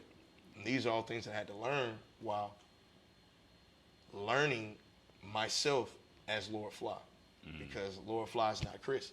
Yes, there may be certain similarities. They probably look a lot alike, but no. And the people that deal with Lord Phly and have dealt with Chris know that, you know. Right. Because I told you how my parents viewed it. So you went from, you said 12 or 13, trying to figure out like what your purpose was. What my purpose was, and I wanted to create something. I wanted to be known for creating something nobody ever created. Like you know how the microwave works. Right. I remember being 11 and 12 and wanted to figure out how to make something that made stuff cold quick, because the microwave made stuff. Now, that's how I thought. I'm really imaginative and creative, and I just wanted to do stuff and figure it out. Now, that didn't lead me into engineering, but that's what I went to state for, because when I told my dad at 12 I wanted to make video games, that's what he heard. He's a state fan. Engineering at state that's their thing. I don't care nothing about that. When I said I wanted to make video games, I meant I wanted to create a video game based around my concept, my idea. But no, I'm going to get the people that make video games to make it for me. Actually want to make it. I can say that now. At 12, I said that, and as much as I'm confident in my tongue and how I talk and speaking, I'm also respectful. So it's like telling my dad that, look what it did. My dad did all my college applications. He did all those things, where I told you, you know, I had scholarship opportunities and all that stuff, but it still takes you filling that stuff out. I wasn't doing it. Right. I did one college essay, and that's because he made me sit down and do it. I wasn't. None of that stuff mattered to me. I got to state and literally flunked out because I didn't go. Like, I would be next to the class and then go in. Bro, I done did the same thing. Because I tell you, my business is people. Yeah. A conversation would draw me away. Doing something. Somebody would, yo, bro, you got this? Oh, we're going over here. I remember being a freshman on campus, and, you know, my name is Phly now, but like Chris got, got in his bag. Right. And when I got to state, that was one of the things that I became known for, because I was always in like the social spaces, and, you know, I was dressed to a T. Right. I know I that jacket you had on the other night, bro. Oh. That joint was 1 of 1, baby. 1 of 1. crazy, Appreciate that. son. What was that? Oh, well, 1 of 1 jacket. 1 of 1 jacket. So I appreciate it, though. Appreciate it. That joint was wild. And that, man, that's me. I believe I have my own distinct style to where a lot of the times it looks like I don't really care, yet there's a sense of style to it, and then I'll piece it together. That's just because my life now, I don't really be caring. It's because I lived a life where I know, like, man, I can do this. I ain't worried about that all the time. Oh, we gotta look nice, pictures, all that stuff. Yeah. But that's why you see my logos on a lot of stuff, because it was just ensuring people took from it what I needed them to. No, remember me. Yep. So then if you remember me, you know who I am, what I do, what I stand for. You get the message. You're gonna get in tune with these things if you remember this logo. Yeah. If you get in tune with the name Lord Phly, spelled with a P-H-L-Y. It's like those distinct things that seem simple and subtle were very intentional. Those are your purple cows, the Seth Godin. That's it. That's it. Just I had to ensure of it, because for me, everything of me is to create a legacy behind who I am and the message that I spread. Yeah. And be respected for being someone of purpose and staying diligent and disciplined within it. And, coming out on the other side is for it. And who is exactly I set out to be. Lord Phly, spread the message, never apologize for being dope. Yeah. You'll see me do a lot. You're going to hear a lot. It's going to be a lot. But it's going to be undeniable. You're going to be inspired. You're going to be motivated. Some growth is going to happen. Right. That's all I care about. And that's the biggest thing. And I feel like once people actually figure out what they care about, because a lot of people don't know what they care about. Yeah. They're not. A lot of people aren't self-aware. One, but then some people who are don't know what they actually care about. Yes. And if you don't know exactly what you care about, then you're all over the place. Which is why companies have mission statements. Man, that's time is your luxury. Yeah. Most people aren't influenced to even believe that. True. Most people see time as 1 o'clock, 2 o'clock, 3 o'clock. No, time is your own. Time is whatever you want it to be. Yeah. You spend time on what's most important to you. That's when true. you spending time on what's most important to you, you're not worried about 1 o'clock, 2 o'clock, 3 o'clock. At all. When you cooking and you like to get busy, you can cook 4 hours. Yep. When you somewhere and you hate it, 5 minutes seem like 5 hours. It's Yeah. all relative. If it's relative, time is your own luxury. Own it. Don't waste it. Don't allow others to waste it for you. I saw a meme today that said these weekends starting to feel like 30-minute lunch breaks. I mean, and that's only because people are looking forward to the weekend Yep. to do nothing while dreading the next week. Yep. What is there to remember? What is there to Nothing. appreciate? What is there to... Nothing at That's all. why I feel like 30 minutes. That's it. Because you are trying to jam-pack everything that you want to do or not want to do In a into the weekend. 2 days that you got. Because the weekend is really 2 days. Saturday and really a and Sunday. day in a few hours, because Friday most people are Friday, working. yeah, you you got might the as end well of the make day. that. You got Saturday. Sunday, you cutting it short early because you're getting up to go back to wherever you're going on Monday. So Right. that's what it is. But when you live a life where you are truly treating your time as a luxury, you're getting the most out of every day. It doesn't matter what day of the week it is. At all. Where now you are positioning and putting the things that you would want to do in these places to where it makes sense. Yeah, now you can go do this on Saturday because, yeah, you do got to work on Tuesday. But it don't mean on Tuesday you're not doing something that's equally as enjoyable or appreciative or makes you happy or around those people, or is treating time as your luxury, owning it, not wasting it. That's like at work. Yeah, work, that's your job. But you work that job to take care of your necessities. Don't overthink it and don't overdo it. Right. Don't make it your life when it's not. There's more to you and to your life than how you obtain money within it. Yep. Especially when most people in this world are retaining or obtaining pennies on the dollar. Not even what they worth. Not the even worth that. of the things that they doing. That's not even bring their own human value and worth into it. Right. Let's just say the value of the task that they completed. Most people not getting paid what they would aspire to, or what when they went to college for this thing and say they supposed to get paid. Yeah, we don't live in that world where those things are set in stone. Those things you have to create on your own.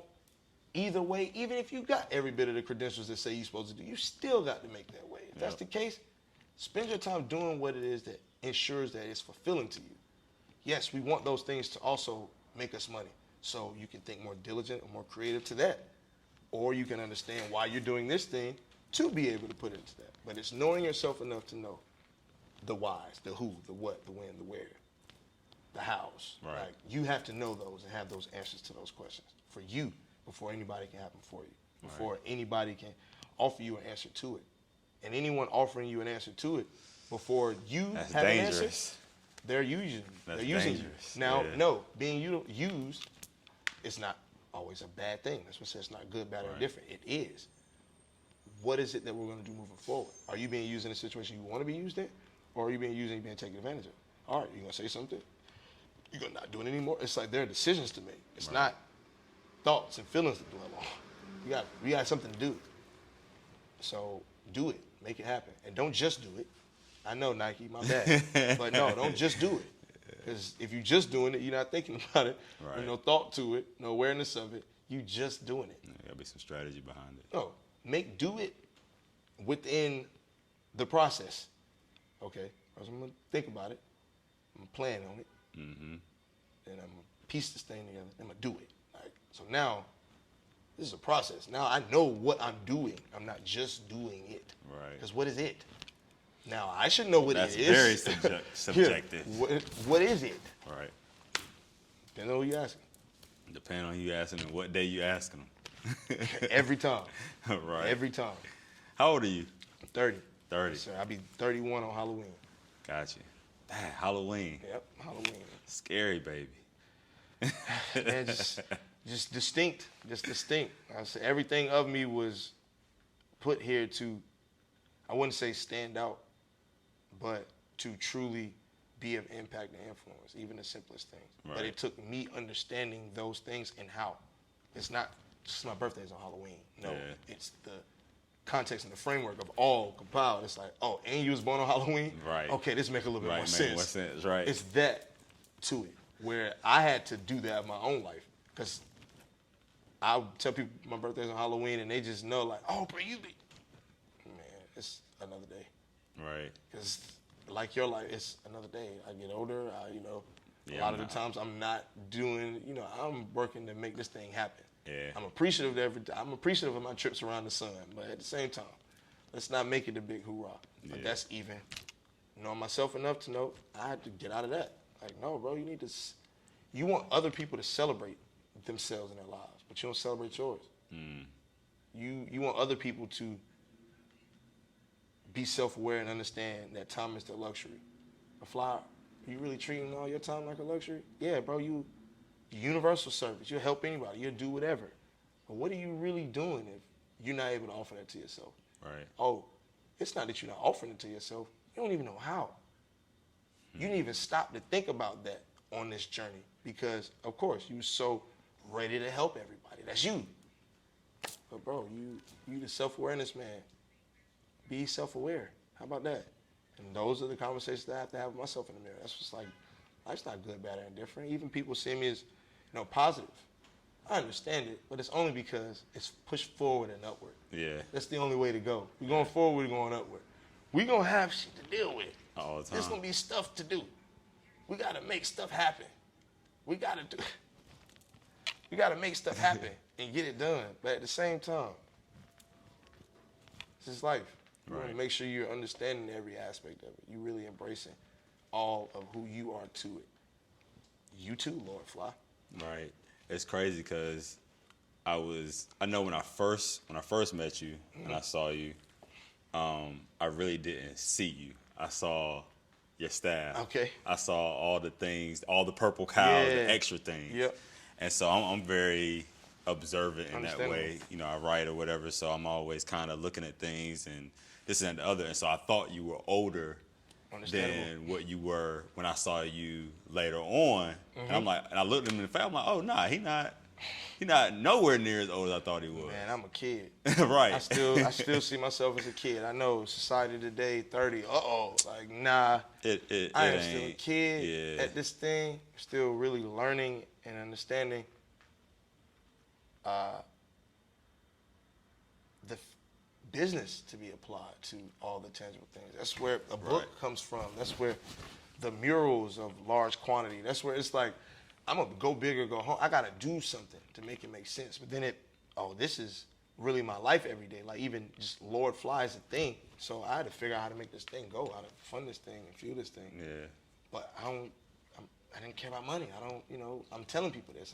So of course they utilize me in ways they're not paying me or not. I'm not asking for that. There's no framework for me to even be paid. And then I'm doing something they wouldn't even fathom. Right. Where is the pay for that? So, I gotta make this up. But people gonna accept me doing that? Like that's how it was for me. It's like, nah, like, wait, what? Me? Word? This? It's already, it's like they do. Nah, Phly, they do. They really do rock with you. They respect you. It's just like, oh no, bro, they'll let you come to a show that has nothing to do with inspiration, motivation, nothing, and give you a mic and say, bro, just go. Yep. It's like, oh, okay. Like, what do we do with this thing? Like, oh man. So now, like, I'm excited for what's next because I'm fully aware of myself enough to know what to do no matter what. while understanding what needs to be applied for that to actually happen. I have the experiences to doing something with no context and producing a result that was productive, valuable, extraordinary for everybody involved. Right. And then looking at it like, well, I didn't want anything, but if it was so extraordinary, something come back. It's like, not if you wasn't ensuring at least that. Right. The respect of it, the narrative of it, if you made $1 million and all you wanted was $2 to go get you a drink from the store, you better put that in the contract. You better say that to somebody. Yeah.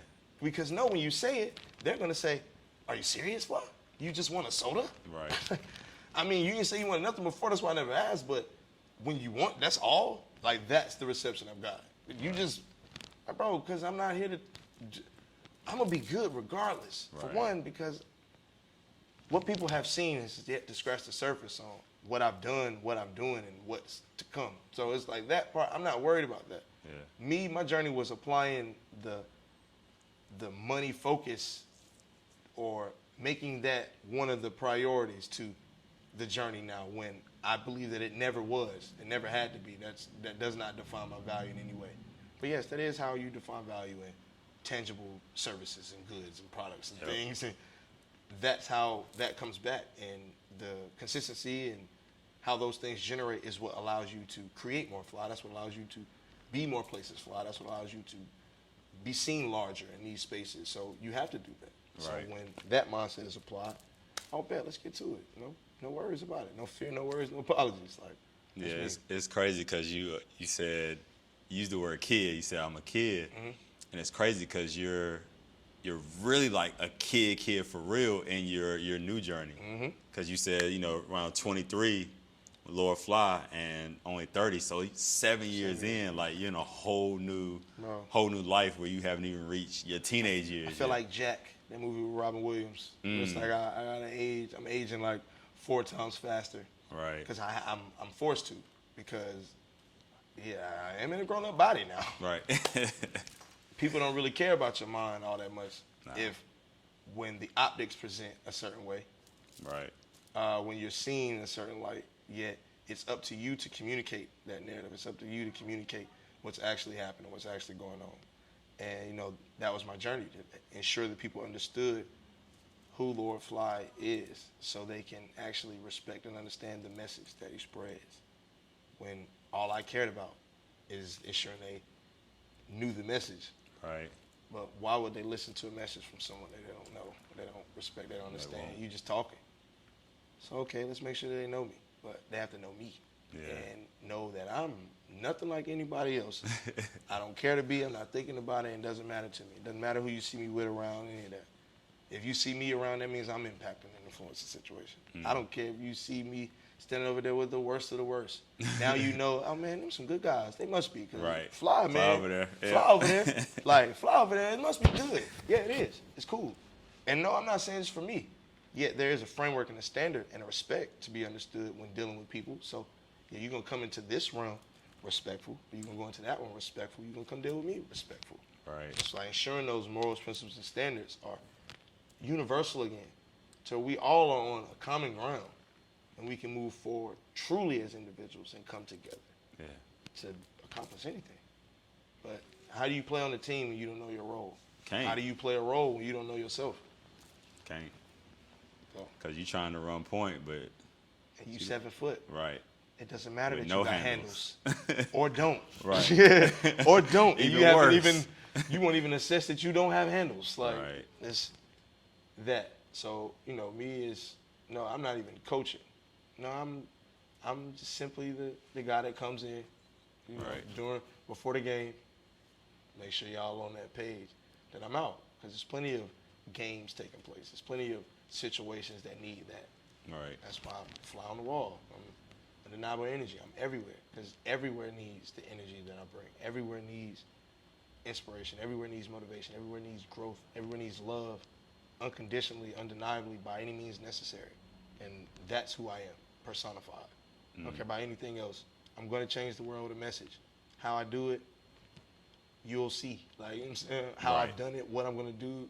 I do it every day because I'm looking to impact a person every day. Change the world when you change people. And I'm not looking to change people's character. I'm working to change how they view their own character. Right. And then how they help other people to view that character. What's the biggest change you've seen in somebody that you directly impacted so far? Shouts to my man Cloud in the Wave. He passed Christmas of 2019. So I have a tattoo right here. Cloud 9. He's actually in the mural. You see him, that cloud. That represents Cloud in the Wave. Wow. That's my man. Check him out, stream it, all that. He's not here. Music and voice still ringing true, ringing proud. And if I can have anything to say or do about that, I will continue to do so. That's why those purple cows. Right. I always have something to point out that maybe someone didn't know before. It's like, why is that cloud there? Right. That's my man Cloud. He had to watch over us. So, him. And, you know, not to go into crazy detail about his life or any of those things. Let's just say he was definitely one of those real, raw, uncut, undeniable energies like me, where maybe, as I don't look at life as good, bad, or indifferent, the perceptions of him were not bad, yet unpredictable. Gotcha. Not really understood. Very misunderstood, unpredictable, out of context. While greatness couldn't be overshadowed. Like, you knew it was something with him. And we met in, I wouldn't say the craziest of circumstances, but we met in a way that, you know, we met at a studio, but I had heard of him before. I didn't know him. And he came in talking some nonsense, really. He's talking some nonsense. And I simply said to him, what are you doing? You about to fuck up the bag. Excuse my French. Nah, you good. Bro, what are you doing? Because I've heard of you. I'm from Raleigh, bro. You know how hard it is to be somebody that I know you're not on and you don't have money and stuff yet. So for people to talk about you when you're not in the room and in a good way, like, bro, they don't do that. And then I'm seeing you being promoted by other people, and then you telling me that you may not even like these people. You doing something, bro. You're about to mess this up because you sound nuts. And he like, bro, who are you? Lord Phly, spread the message. Right. You know, I gave it to him. And then, you know, that sparked the conversation in that. He like, I mean, bro, what you mean? He got other people with him. So now it turned into me, and they're preaching a sermon to him like, bro, you got other people with you that's willing to do stuff, and you willing to jump out the window first. This makes no sense. Because how are you going to help anybody?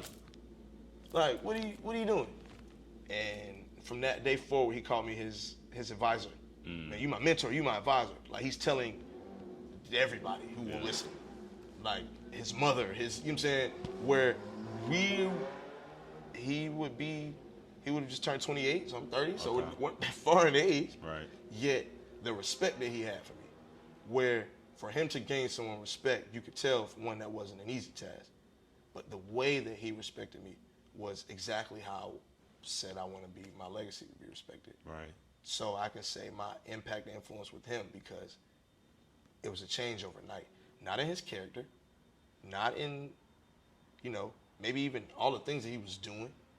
Yeah, you could tell the energy of it was different. Right. It was more poised, it was more polished, it was more focused towards, no, bro, let people see the part of you that you, bro, it don't gotta be this. It don't have to be this. Simple conversations. It's not even always me talking directly. We're having conversations, but now it's opening the mind, it's fueling them, it's him allowed to talk about things that he already looks into and thinks about. Like, we were very much tied spiritually, where a lot of spiritual conversations, where he had his own beliefs of things, but they never, you know, we never even agreed to disagree. We just respected perspective and respected the foundation of whatever we were offering to one another to push each other forward. So I believe he saw me and I saw him, which allowed us to really fuel and pour into each other. And we, you know, met shortly, maybe a year or two before his passing. So it wasn't even in a long time span that this was, but as soon as it was immediate, and then it was all the time. And then it was, at that time for both of us, we began to grow outside as far as who we were viewed as and what we were doing. And that didn't come in the middle of us, but as far as us being able to connect and be around each other all the time. Because now 10, 15 people with him, it's 10, 15 people with me for whatever, you know, so now 30 people linking up just for us to sit and talk. Right. And then, you know, he began to travel a lot. I'm starting to move around a lot. I had things going. So, you know, with that. But I could tell that my impact, my influence still stayed. For one, because of the relationship that we kept and those things. But how I saw him deal with other people. How I still hear people speak of him. And like just the... So I know that, you know, my impact was true with him. And then I would say the most lasting reason is he introduced me to his mother. Like, he made his mother come meet with me. Chelsea, again, told you, was produced a brunch, so to speak, at a downtown venue. It was a nice thing. And Cloud wanted to come. But you know how he viewed himself, he was like, oh, man, I don't know who I can't just bring anybody. Man, I'm going to bring my mom. Y'all going to bring my mom. I'm going to bring my mom and my little brother to meet y'all. And it's like, all right, bro. Like, you know, cool. I guess, all right. And his mom came and met us, and she sat and talked to me for, you know, like I had to meet Lord Phly. Like, my son just keeps talking about this Lord Phly guy. Like, Lord Phly, who is Lord Phly? She was like, I met you, and I appreciate who you are to my son. And then when he passed, you know, she said that to me. And, you know, that meant a lot. So it's tough to even, because that meant a lot. That was a moment where I wasn't doing it for that. That was, you know, that's my guy. I'm being who I know to be. And it does one of those things that I would have never expected, but, you know, I would want. Right. You know, for somebody's mom. Like, we didn't do anything together that I would say his mom would just be so apt to, you know, he is a music guy. He's definitely in the music the right way. So it's not a place for mommies. So whatever he would tell her, whatever he would say of me, it's like I wouldn't have known and would never ask. But she definitely told me everything while only telling me a few words and saying that. Gotcha. Because I saw her be strong, and then she hugged me and started crying. So it's like, I actually stayed away to keep from believing that I don't. And this is exactly what happened. So, you know, it was an experience. To know him is an experience. To be connected to him is an experience. To be any type of influence, impact to him. So when he passed, it definitely affected me in the way of believing I wasn't doing enough, because he saw me away and I didn't have the things even in that time to facilitate for him, for, you know, myself and the people around me, how I would have wanted to. But I was going so hard. Right. And it was like, nah, man, I gotta do this. Like, because now I'm losing people. I didn't even come into this expecting to have any connections like this, but now I'm losing people. Oh. So, my bad. I don't even do that. That's crazy. That just talking about Cloud, that really hit me. Nah, you good, man. I mean, I get it. You know what I mean? I've never been in that particular position with somebody that I impacted that way that I've lost. But, you know, all of us, we live long enough. We lose people. We lose friends that we're close to, things of that nature. So, in that respect, I can understand how it could even be amplified, especially when you're attaching that to your legacy, when you're attaching that to who you are. Man. He, as I told you, he saw me as what I was working to be before I even saw myself as that. Like I said, we met one day, and the next day he's telling everybody I'm his mentor. I'm not ready to be nobody. Look, man, I'm providing what I know to provide right now. I don't know if I'm ready to be somebody's mentor. That's responsibility. I told you, I'm one of responsibility, so I know what that comes with. Right. But he wasn't going to let me not be it. To where, you know, he's calling me to situations that I have nothing to do with. To now, I got everything to do with it, and now everybody's listening to me. Right. Why? And I'm pretty sure people in the room like, oh, why? But the respect from his side, they're not going to say nothing to him. And then he's not going to let me not be and do, when of course from somewhere I'm not going to not be myself. Right. But at the same time, I'm respectful of the situation. But no, it's like, no, bro, how you be talking to them, how you be talking to me? Right. All right. I don't know what he set this up for me to say, but look, life is real. I started with something real simple, generic, so right. I can build it, you know, because there. I don't even know who's in the room yet. I don't even know who, you know, what am I here to say to these people at times? But as I said, it was on-the-job training. Right. And, you know, I always love and respect him for that, because he didn't know what he was doing. He just was being true and honest to himself. It's like, look, this helping me. these are people that be listening to me, and I don't know what to tell them, but you be telling me, so you tell them. All right. It's all right. Like, you know, that's me. All right, man, all right, I'm gonna figure it out. It's not even. It's like no doesn't even come into it. Right. It's like nah. Like all right, I got you. It's like, and that's what you hit me. It's like yo, all right, bet I'm there. Like it's that's me. Like okay, cool. Because I'm appreciative and respectful of like, you thought of me. I'm the same way. You know, I don't care. I do everything. I don't care that you see me. It doesn't matter. That does not mean that you gotta think of me and believe that I am in any way of value to anything you have going. So when you do, come on, man. What me saying no, unless I really am not able to do it, which means I'm doing something like I can't split myself in two. Yeah. But can we work around? Can we do it, break, and then come back? That's me. Like I'm gonna always work to figure it out. Make the impossible possible. Right. I live by that because I love people. I love for people to say things are impossible because impossible is just simply what's yet to be seen. But I mean, it was impossible. Haters fuel you? No, because I don't truly believe in the hate aspect of it. Yeah, I believe it is energy. You know, I know what it is. Yeah. I know but I don't even allow you to do it because I'm still gonna be of service to you. I'm still gonna, so you're gonna hate and I can't stand him, but bro, he's undeniable. Like yo, I hate him, but I know to call him for this.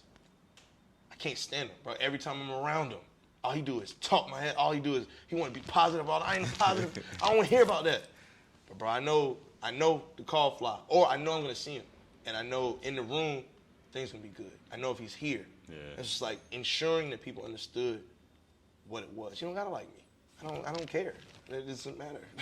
That's not what I'm not here to be liked. I'm here to be respected. I'm here to be of impact and influence. I'm here to be of inspiration and motivation. Like how you get it, how you deal with it, it's truly on you.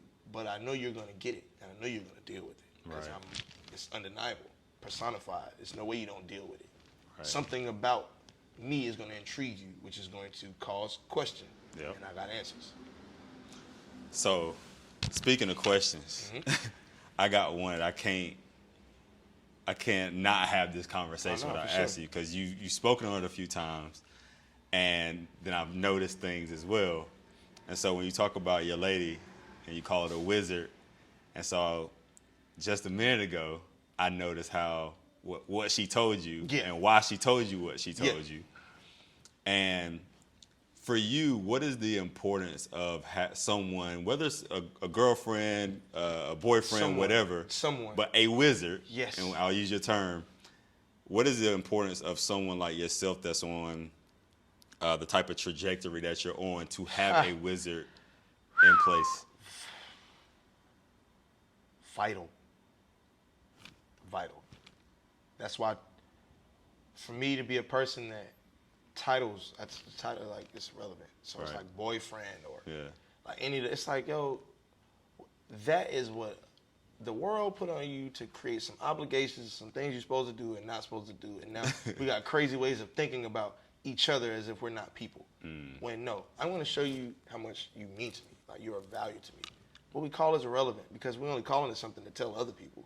When really our actions will show it, how we present it, how we showcase it. But with that, I myself still had to understand how those things come across. And when you're in situations like that, you want to ensure the communication for one, and then that person really understands what you mean by those things. Right. Because as much as you're doing it, as much as you're saying it, doesn't mean that they always get it. Right. Like even if they're still experiencing it, going through it with you, don't mean that they get it, which means feelings can be created, which means resentment, disappointment, things that don't play well to that connection to where it's something that you always want to be diligent ensuring of because, as I said, it's vital. Right. It has nothing to do with business, money. It's connection. It's being soul tied. It's ensuring that you know in this world someone cares enough about you to pay attention to you at times where you didn't even pay attention to yourself. As I said, I'm Mr. Self-awareness, and I miss this. You see, mouth white, need some water, crying on camera. Like, dude, you don't even do this. What are you doing? Get yourself together. Right. But if you don't have someone at least able to view you, see you, but not only have the respect for you, you have, but knowing that you have the respect for them to even tell you that, be able to deliver that, be able to say that to you on camera, from behind the scenes. It's like, no, I'm so used to this. Like you see it in, bet. I already know the gestures. This is how it goes. And, you know, me being better at highlighting and showcasing her, not only for who she is, but who she is to me, where, you know, I believe that was shown in the action and the proximity and what it was, although, you know, our connection being very unique and not readily understood all the time. So what is, you know, for me, because people got to deal with it. I said, they got to deal with it. They got to deal with this. They got to deal with whatever it is. We're going to figure it out, but we in it together. It's like, well, when you get something with someone together, make sure y'all together as far as on the same page with how to tackle certain things, how to understand certain things. Yeah. So having someone that you can actually experience that with and do that with without having to deal with the finickiness of people today, where you can go into any situation and know this person is going to be who they are. They're going to be who I know them to be to me. You know, maybe they're not like this to nobody else, but they're going to be this way to me. Right. 20 out of 10 times. And if nothing else, I care enough to be however I need to be for and to them. It's like, whatever you call it whatever you like. Yeah. It doesn't matter. She is who she is, and as a wizard. Right. While, you know, her name is Chelsea Nani. Bada Studios is her company. While she's an actress, she does, that's what I said, production, a wizard in production. Right. Does all aspects, whether in front of the camera, behind the camera, writing it. She does that, which is why she's able to manage and produce a person or a situation or whatever the case, just like producing a show. Yeah. And she took Lord Phly, the person that simply talks to people for a living, and helped people understand how he was influential, how he was impactful, how he was valuable, while, to me, making sure I understood what to do to make sure that came across the right way. So what the hell were you doing before her? I mean, figuring it out, talking. I mean, you know, as I say, you believe and perceive yourself to be your greatest self, right? All the time. You want to, at least, until you are brought into awareness of, oh, no, I'm a little better with this. Yeah. I'm a little better because of this. When this happens, when this is done. So, you know, as I said, we've been connected for a long time. So she's always offered her person to me, like who she was to me, which helped it grow into who we are and how we are today. Word. You know, it wasn't all the context, how we, you know, connect.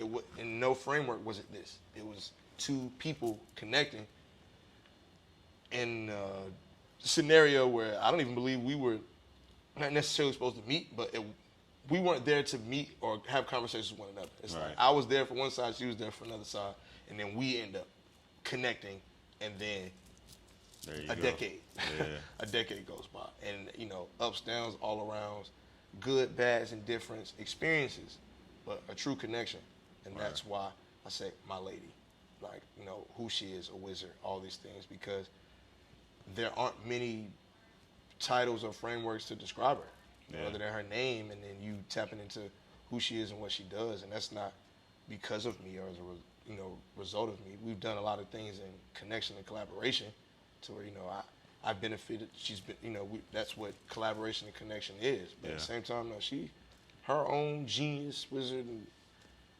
extraordinary human being, all on her own. Right. You know, so of course, two people connecting of that caliber. I mean, what's supposed to happen? Magic. Yeah. So you know, that's how I look at it. So I'm super appreciative of her and everything that she's, you know, brought to just how I'm viewed now. Because I could tell you, I came to not caring. I was gonna do it anyway. Yeah. Everybody hating me. You don't want to do it. I'm gonna get it done. So, but just helping me understand, like, well, maybe you can care about this. Right. A little bit. And doing this, just, you know. Yeah. And that grew. And it's like, oh, okay, I get it. All right, bet. But because of this, right? Like, I was really like that in the beginning. Like, oh, because if you don't say it, then I ain't caring. I don't even. And it's just because I just knew I needed to serve my purpose. Yeah. So I got to serve my purpose. I don't want to be distracted, let anything else get in the way. Yeah. And she helped me understand how, you know, those things actually applied, how they were to my betterment, not my detriment. Gotcha. So you already know when I wrap up, I always ask people, and I'm gonna ask you 2 questions. Okay. Okay. I always ask, who do you think you will be? Because I asked you in the beginning, who do you think you are? I'm gonna ask you, who do you think you will be? But what I'm also gonna ask you is, do you ever feel like you will have a different purpose than what you have now, or an addition to your purpose than what you have now? For me, I view purpose as a foundational thing. So purpose is like when they say your elevator pitch or your one-liner. So my purpose is to create and to inspire. That's my purpose. Right. How I create and inspire are being Lord Phly, spreading the message and never apologize for being dope, and all the tools and multifacets that come along with it. But my purpose will always be to create and to inspire. Right. How I do those things, yes, will, grow into many a thing where, it's umbrellas to things. It's art, it's music, it's speaking, it's literature, it's, whatever it is that people are involved in, I believe opens the door for Lord Phly to be involved. So for that, wherever people are. But at the same time now, pushing the narrative, of course, the true narrative of who Lord Phly is, helping people understand who he is, and that I connect and to inspire, motivate, and grow whatever situation I'm connected to. That be person, place, thing, doesn't matter. That's who I am, what I am, what I do, fly on the wall. So ensuring of that, and ensuring that that gets done. That's what's most important. Everything else will be things to add and fuel the narrative. Simple, I'll let other people, do what they do. The conversations, the Twitter talk, and all that stuff about it. All right. I just want to make sure I get it done. So there will be something to talk about. If you die today, would you be happy? Die today, I did it.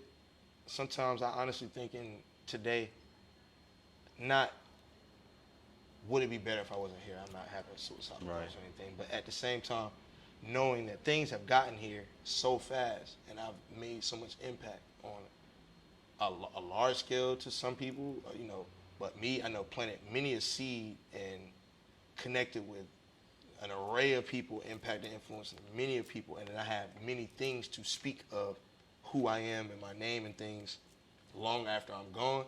It's like, well, I know I did it to where, that the saying is you do better when you're gone than when you're here. Right. So it's like I definitely have had that play in my mind, like, because my realities are, I'm still pushing for consistency of the business framework of this, how to be actually paid as Lord Phly. No, you can book me, you can pay me, write it on the check, you can pay me in any way, but helping people understand what to pay me for, what the rate, what the value, how, because it's stretched across so many different venues, platforms, things. You can call me in for so many different things. If you call me in for 5 things, am I getting 5 different things that one, that's really how it's thought about. So now making sure that those things are understood the correct way is what I believe will help ensure the value is received, respected, understood while I'm here. But like I said, if I was to go today, I've done the work. I made the impact, and I believe I have some pretty extraordinary people that would not only be hurt and truly saddened and impacted by me gone, but they would definitely carry on what I set out to, what I set out to get done. Right. Or if nothing else, ensuring that the narrative of it is continue to be relayed, is continue to be appreciated, respected, embraced. Like the message, never apologize for being dope, will live on, and then the person who was the messenger for that will live on through those. So that's how I view it. I was wondering, and I kind of felt you felt like that, but I was like, let me find out if that's how he actually feels. Yeah, man. Yeah, because hey, man, you spell it right. If you spell it right, don't get it wrong. It's impossible not to find Lord Phly. And I myself, along with a laundry list of other people, have ensured to that, if nothing else. If you search LordPhly, you're gonna find it. Look, he even been hacked. So Right. you say you get hacked, So stuff you like made that it happen. there. You know what I'm saying? So something must be going how it's supposed to for people to even view it in that space. So I don't believe that there's any turning back, so to speak. There's no the only person that could disrupt it or change it or mess it up is me. And if anybody that comes in tune with me knows that it's impossible for me to mess it up because I really am this way. I'm really genuinely everything that is portrayed, that is put out. Like I'm not acting away. I'm not, faking the funk or anything. No, Lord Phly is really who he says he is. Yeah. Whether you understand it or not, hey, it's that, and you can kind of call it.